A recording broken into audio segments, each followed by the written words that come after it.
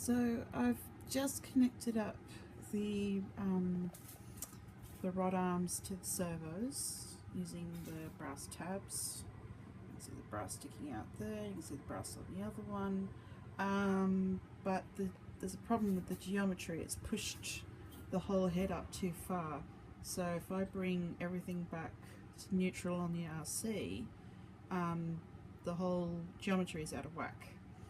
So my current plan is to either adjust the servo positioning here on the servo arm, so to take this off and turn it and remount it, and that way the servo is still at center but the arm is down, and adjust this one also, so take the whole servo horn off and then lower it so that both are pointing down, because I don't have any more clearance in here unless I move that shaft collar, maybe put it on top to stop the whole thing dropping down,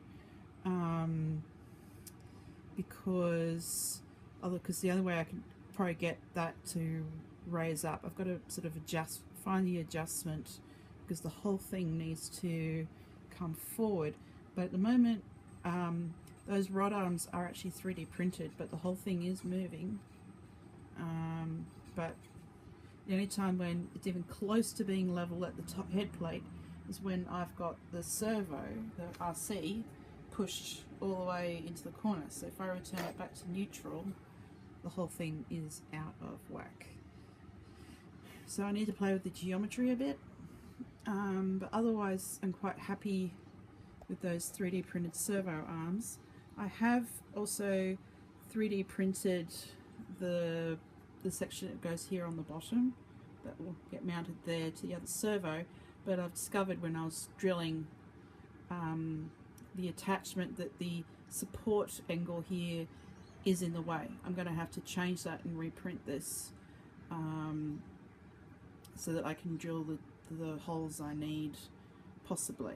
I haven't quite gotten to that part of the video, but that will have to be later. But at the moment I'm just more worried about fixing this geometry. But otherwise, yeah, I'm quite happy. I've made some progress. But otherwise there's movement. And I've still got to trim that cardboard so that it's hidden inside. I'm probably going to super glue it on so that I don't have to worry about it slipping when I take the head of the puppet on and off. But otherwise, so at the moment it's not even looking down. I don't have any enough downward movement, so I need to play with the geometry. Alright, bye.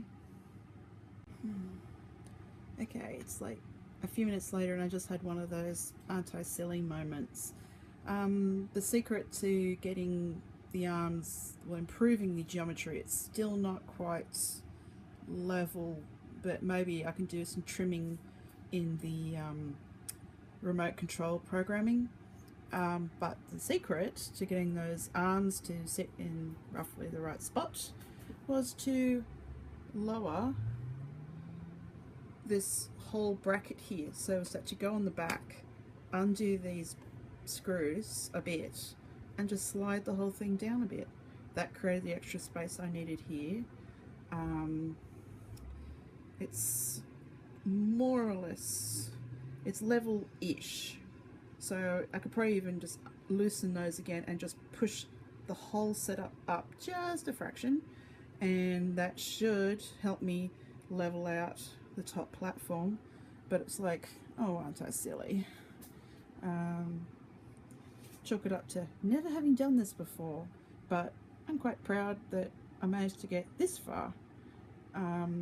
It's certainly been very tricky. I'm still waiting for my new tap set to arrive so I can finish attaching that.